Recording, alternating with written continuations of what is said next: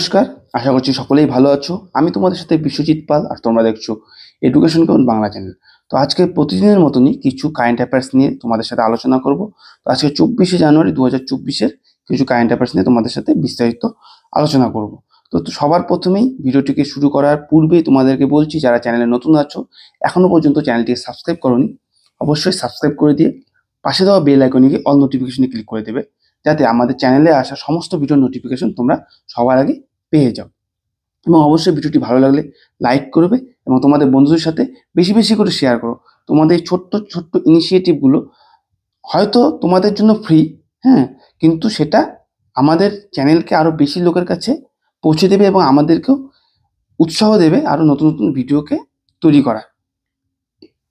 তো চলো আর কথা না বাড়িয়ে ভিডিওতে টপিক আলোচনা সরাসরি চলে যাচ্ছি। বলেছে desert festival 2024 back to the desert. Back to the desert হচ্ছে সেই থিমের নেম। তো এখানে ডিজার্ট ফেস্টিভ্যাল 2024 যেটা জয়সলমের রাজস্থানে হচ্ছে, সেটা 22 থেকে 24 তারিখ পর্যন্ত ইনঅগারেট করা হচ্ছে। ইনঅগারেশন প্রসেস কি হচ্ছে, লক্ষ্মীনাথ টেম্পল যে রয়েছে সেখান থেকে এটা যাত্রা শুরু হবে, মানে শুরু হবে এই ডিজার্ট ফেস্টিভ্যাল। আর festival kicks off with a grand process from Laxminath temple. সেটাই বললো যে গ্র্যান্ড প্রসেস চালু হবে লক্ষ্মীনাথ টেম্পল থেকে। থিম তোমাদের আগেই বললাম, ব্যাক টু দি ডিজার্ট হচ্ছে এবছরের ডিজার্ট ফেস্টিভ্যাল 2024-এর থিম। লোকাল ট্যালেন্টকে প্রায়োরিটি দেওয়াই হচ্ছে এর মূল লক্ষ্য।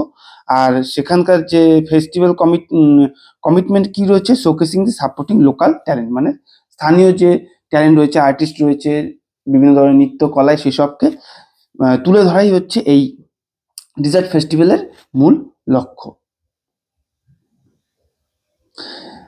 এখানে কি বলছে, ডিস্ট্রিক্ট কালেক্টর প্রতাপ সিং এই ডিজার্ট প্রোগ্রামের শুরু করেছেন। আর এই মিটিং এই ডিস্ট্রিক্ট কালেক্টরের দ্বারাই করা হয়েছে, ঠিক আছে, যার মধ্যে সিটিজেন ইনভলভ রয়েছে, হোটেলিয়ার্স আর ট্যুরিজম অপারেটরস এবং আর্টিস্টরা থাকবে। কোলাবরেট করা সাজেশন অ্যান্ড প্রিপারেশন, একসাথে আর কি তারা আলোচনা করে এইসবের আয়োজন করেছে। সেখানকার স্থানীয় লোকেদেরও পার্টিসিপেট করতে তারা করেছিলেন এই মিটিংয়ে, আর তারাও ইনভলভ ছিলেন এই ফেস্টিভ্যাল প্ল্যানিং প্রসেসে। আর বিভিন্ন স্টেক হোল্ডাররাও এই ফেস্টিভ্যাল প্রিপারেশনের সাথে অ্যাক্টিভভাবেই যুক্ত ছিলেন, ঠিক আছে। তার ফলে কি হলো, এত বড় একটি আয়োজন করা সম্ভব হয়েছে। তাহলে কি ডিজার্ট ফেস্টিভ্যাল, ঠিক আছে, এটা সেখানকার ডিস্ট্রিক্ট কালেক্টরের দ্বারা আয়োজন করা হয়েছে। পরবর্তী টপিকে দেখো কি বলেছে, 7.2 ম্যাগনিটিউড কম্পাঙ্ক বিশিষ্ট একটি ভূমিকম্প চায়নায় ঘটে গেল, ঠিক আছে। তারপর সেটা আমাদের দিল্লির এনসিআরেও অনুভূত হয়েছে। দেখো হাই রিক্টার স্কেল মাত্রা হয়েছে 7.2, সেটা বিধ্বংসী একটি আর্থকোয়েক হয়ে গিয়েছে চায়নাতে, ঠিক আছে। সেটা কোথায় হচ্ছে, পার্টিকুলার জায়গা হচ্ছে সাউদার্ন সিনজিয়াং। 23শে জানুয়ারিতে, মানে আজকের দিনই, গতকালকে, মানে আজকে আমি যেই দিন ভিডিওটিকে শ্যুট করছি, তো সেই দিন হয়েছে। তো তোমরা দেখতে পাচ্ছ 24 তারিখ, মানে গত দিন। এই শক্তিশালী স্ট্রং আর্থকোয়েক দিল্লির এনসিআর রিজিয়নেও অনুভূত হয়েছে। প্রায় 1400 কিলোমিটার দূর পর্যন্ত এই কম্পাঙ্ক অনুভূত হয়েছে, ঠিক আছে। 14 aftershocks are felt after the primary earthquake, মানে মূল যে আর্থকোয়েক ছিল তারপরেও 14টি আরও আফটার শট অনুভূত হয়েছে, 2 of which measured greater than 5, ঠিক আছে। 5টির মধ্যে 2টি সব থেকে বড় ছিল। The seismic event occurred in day after a landslide of southwest China, where several people, resulting in at least 8 deaths. 8জন মারা গেছে এবং অনেক লোক আহত হয়েছে এবং বাড়িড হচ্ছে ধ্বংসস্তূপে চাপা পড়েছে, ঠিক আছে। এখানে দেখো সিসমিক ইভেন্ট এর ফলে বিভিন্ন জায়গায় ল্যান্ডস্লাইডও দেখা গেছে এবং বড় বড় বিল্ডিংয়ের তলেও অনেক মানুষ চাপা পড়ার খবর পাওয়া গেছে এবং 8জন লোক সরকারিভাবে এখনো পর্যন্ত ঘোষণা হয়েছে যে 8জন লোক মারা গেছে এবং এর আপডেট পরবর্তীতে আরও পাওয়া সম্ভব হবে। ল্যান্ডস্লাইড সাউদার্ন চায়নাতে ঘটেছে, যেটা বললাম তোমাদেরকে, আর এটা কাজাখস্তানেও অনুভূত হয়েছে। There was a similar earthquake with magnitude হচ্ছে সেখানে 6.7 ম্যাগনিটিউড মাত্রা ছিল, ঠিক আছে। Earthquake was also felt in Uzbekistan after occurring 30 minute later, ঠিক আছে। আফটার শক যেটা হয়েছে সেটা 30 মিনিট পরে অনুভূত হয়েছে, এটাই বলেছে।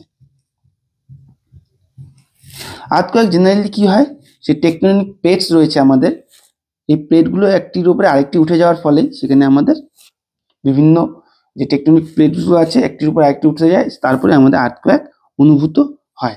সেখানে দুই ধরনের আর্থকোয়েক অনুভূত হয়, একটি সোয়ালো আর্থকোয়েক আর একটি কি deeper earthquake. Shallow earthquake are generally কি more devastating because they carry more energy when they came out on the surface. যে সোয়ালো আর্থকোয়েকটা কি হয়, বেশি ধ্বংসাত্মক হয়, কারণ সেটা কি হয় আমাদের যে সারফেস থেকেই সেটা বেশি দূর গভীর থেকে শুরু হয় না, সেটা আমাদের যে সারফেসে আমরা থাকি তার থেকে কিছু দূরেই উৎপন্ন হয়, ফলে কি তার তীব্রতা অনেক বেশি থাকে, ফলে ধ্বংসের পরিমাণটা বেশি হয়। কিন্তু ডিপার আর্থকোয়েক কি হয়, অনেক গভীর স্থান থেকে সেটা উৎপত্তি হয়, ফলে উপরে আস্তে আস্তে সেটা কম্পাঙ্কটা অনেকটাই কমে যায়, ফলে সেখানে ধ্বংসের পরিমাণ অনেকটাই কম দেখতে পাওয়া যায়। ওয়েস্টার্ন হিমালয়া যে রয়েছে is one of the most dangerous seismic zone in the world, বিশ্বের মধ্যে সব থেকে ভয়ঙ্কর এই ভূমিকম্প প্রবণ এলাকা, ঠিক আছে, পশ্চিম হিমালয় রেঞ্জ। তো চলো পরবর্তী টপিকে যাচ্ছি। পরবর্তী টপিকে কি বলেছে, পিএম মোদি প্রধানমন্ত্রী সূর্যোদয়া যোজনা লঞ্চ করলো। সেটা কি হয়েছে, এই স্কিমের অধীন 1 কোটি গৃহে কি করা হবে, তাদের ছাদে সোলার পাওয়ার সিস্টেমকে বসানো হবে। আর এই স্কিমের মধ্যে এই সোলার পাওয়ার সিস্টেমকে রুফটপে বসানোর প্ল্যান রয়েছে এবং এই লক্ষ্যমাত্রা নিয়ে এই যোজনাকে লঞ্চ করা হয়েছে। এটি রুফটপ সোলার প্রোগ্রাম, সেটা লঞ্চ হয়েছিল সরকারের দ্বারা, আমাদের ভারতীয় ইন্ডিয়ান গভর্নমেন্টের দ্বারা 2014 সালে। আর এটার লক্ষ্যই হচ্ছে 40,000 মেগাওয়াট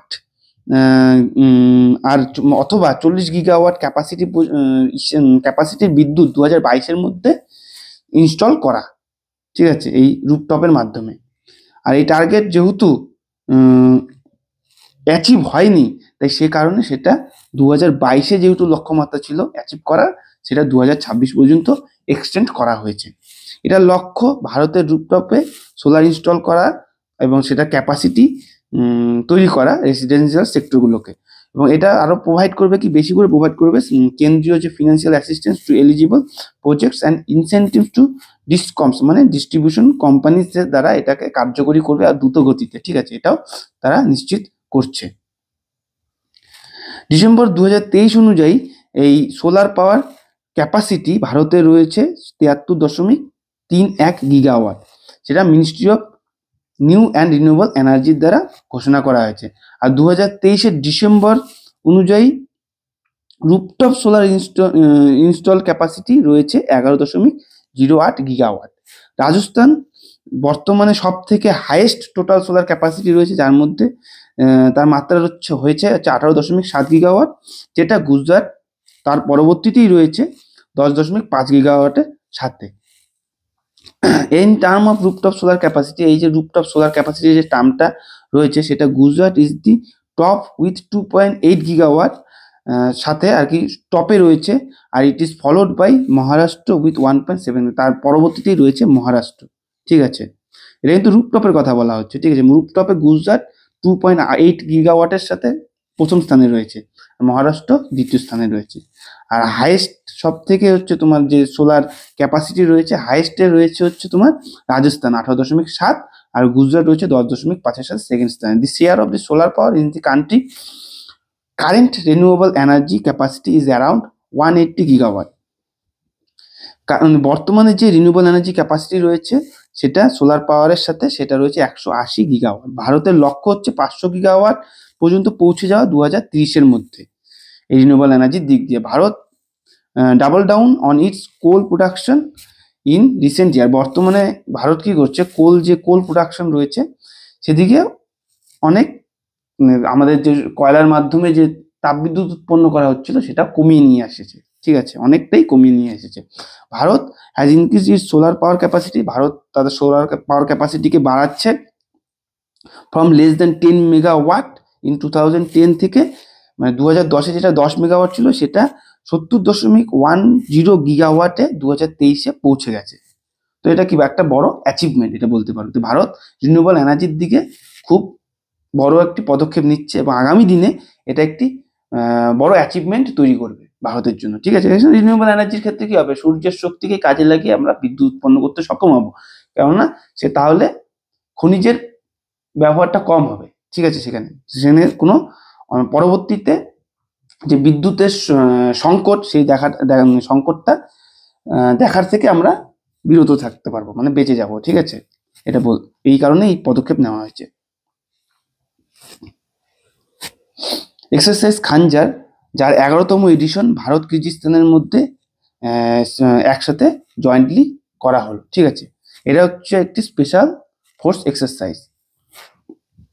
খানজার এই এক্সারসাইজ অনুষ্ঠিত হয়েছে, খানজার এক্সারসাইজ এটা হচ্ছে নাম। খানজার এক্সারসাইজের এটা লোকেশন হচ্ছে বাকলো, হিমাচল প্রদেশে হয়েছে। সেটা 22শে জানুয়ারি থেকে 3ই ফেব্রুয়ারি পর্যন্ত করার লক্ষ্যমাত্রা, মানে এই যে তোমার যে এক্সারসাইজটা রয়েছে সেটা 22শে জানুয়ারি থেকে 3ই ফেব্রুয়ারি পর্যন্ত চলবে। সেখানে ভারতের আর্মি যে কন্টিজেন্ট প্যারাশুট রেজিমেন্ট যে রয়েছে তাদের সাথে কিরগিজস্তানের কন্টিজেন্ট যেটা স্করপিয়ন ব্রিগেড একসাথে যুক্ত হয়ে এই এক্সারসাইজ করবে। এই এক্সারসাইজের পারপাস কি, কাউন্টার টেরোরিজম, সন্ত্রাসবাদকে কাউন্টার করা এবং স্পেশাল ফোর্স অপারেশন করা, এবং বিশেষভাবে আদার্স যে আরো শক্তিশালী পদক্ষেপ, শক্তিশালী আরো দুই দেশের ফোর্সের সাথে একসাথে কাজ করে তারা তাদের কৌশলকে আরো শক্তিশালী করবে, তাদের এক্সচেঞ্জ করবে এক্সপিরিয়েন্স, একে অপরের সাথে তাদের এক্সপিরিয়েন্সকে এক্সচেঞ্জ করবে আরো ভালোভাবে প্র্যাকটিসের মাধ্যমে, স্কিল ডেভেলপমেন্ট করবে, ট্রেনিং এর মাধ্যমে ভালো করে স্পেশাল স্পোর্টস স্কিল করবে এবং অ্যাডভান্স টেকনিক্সও তারা সেখানে ট্রাই করে এই এক্সারসাইজে পরবর্তী যে কোনো রকম অপারেশনের জন্য প্রস্তুত হবে। এবং ইনসারশন এবং এক্সট্রাকশন মেথড, সেটা অবশ্যই ইনসারশন এবং এক্সট্রাকশন মেথডের মাধ্যমেই করা হবে। এই এক্সারসাইজ খানজার যেটার নাম দেওয়া হয়েছে সেটা কন্ডাক্ট অল্টারনেটিভলি ইন ইন্ডিয়া এবং কিরগিজস্তানে হয়, মানে এবছর যদি ইন্ডিয়াতে হচ্ছে তো পরের বছর কোথায় হচ্ছে, কিরগিজস্তানে হচ্ছে। এভাবে অল্টারনেটিভলি হয় এবং annual event fostering international military collaboration, এবং ইন্টারন্যাশনাল মিলিটারি কোলাবোরেশনের কারণে এটাকে প্রতি বছর আয়োজন করা হয়। এর লক্ষ্য ডিফেন্স টাইসকে আরো ফর্টিফাই করা এবং address common concern of international terrorism and extremism, বা আন্তর্জাতিক যে সন্ত্রাসবাদ এবং যে আন্তর্জাতিক যে তোমাদের এক্সট্রিমিজম রয়েছে সেটার বিষয়ে আরো সজাগ করার লক্ষ্যেই এই ইভেন্টকে, এক্সারসাইজ খানজারকে আয়োজন করা হয়েছে। পরবর্তী টপিকে দেখো কি বলছে, মাধিকা ল্যাঙ্গুয়েজ, যেটা কেরালায় ইউজ করা হয়, সেটি এখন প্রায় বিলুপ্তির পথে। এই ভাষাটি দুজন ব্যক্তি শুধুমাত্র ইউজ করে বর্তমানে। দেখো, Madhika language is spoken by the Chakaliya community, একটি কমিউনিটি রয়েছে, তার নাম কি, চাকালিয়া কমিউনিটি, নিয়ার কারিবুল্লার গ্রাম পঞ্চায়েত ইন কেরালা কন্নড় ডিস্ট্রিক্ট।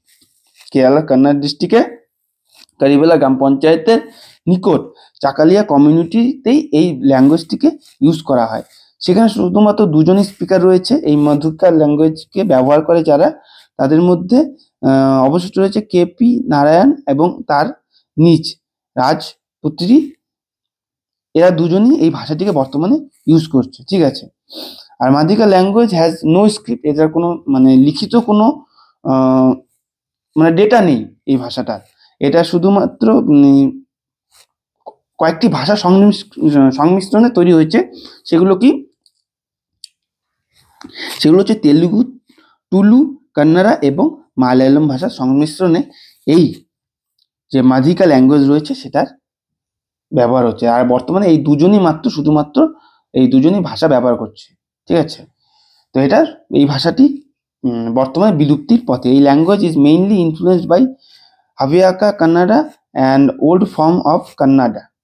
এটা হচ্ছে একটি ওল্ড ফর্ম কান্নাডা ভাষা, ঠিক আছে, হাভানা কান্নাডার দ্বারাই এটাকে ইনফ্লুয়েন্স করা হচ্ছে। আর this Chakaliya community had migrated from the hilly region of Karnataka. কর্ণাটকের যে হিলি রিজিয়ন রয়েছে, পাহাড়ি এলাকা, সেখান থেকে মাইগ্রেট হয়ে এই কমিউনিটি এসেছে।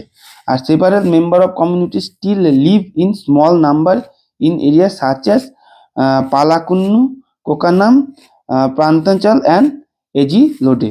এই কমিউনিটির লোক এই স্থানে রয়েছে, যেটা আমি বললাম তোমাকে, পালাকুন্না, কোকনাম এবং প্রান্তাঞ্চল অ্যান্ড এজি লোডে এলাকাতে রয়েছে। তবে এই ভাষাটাকে, এই কমিউনিটির লোক রয়েছে কিন্তু এই ভাষাটাকে তারা আর ইউজ করছে না। তো বর্তমানে এই দুজন, কেপি নারায়ণ এবং তার নিজ রাজপুত্রী, এই ভাষাকে বর্তমানে ইউজ করছে।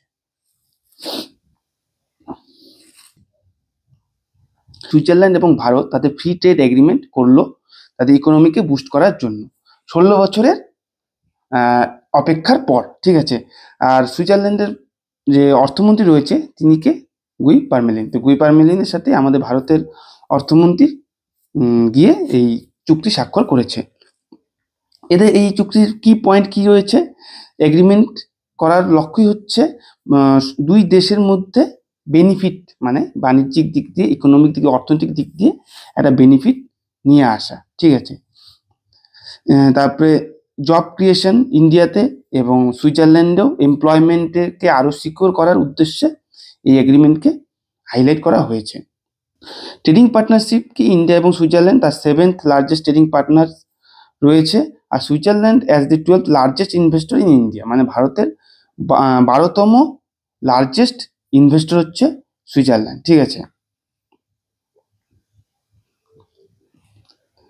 মেজর এক্সপোর্ট কি হচ্ছে আমাদের ভারত থেকে? এখানে category of India's export to Switzerland হচ্ছে organic chemical, pearls, precious stone and jewellery, textile garment, disturbs and electronic machinery, এগুলোকে এক্সপোর্ট করা হয়। আর মেজর এক্সপোর্ট কন্টিনেন্ট হচ্ছে categories of Switzerland's export to India, মানে সুইজারল্যান্ড থেকে যেটা এক্সপোর্ট হয়, ঠিক আছে, সেটা হচ্ছে chemical, pharmaceuticals, machinery, transport equipment, precious engineering production, watches, এইসব সুইজারল্যান্ড থেকে আমাদের এখানে এক্সপোর্ট করা হয়, মানে আমরা ভারতীয়রা ভারতে ইম্পোর্ট করা হয়, ঠিক আছে। এই ফ্রি ট্রেড এগ্রিমেন্টের বেনিফিট কি রয়েছে? সমস্ত রকম যে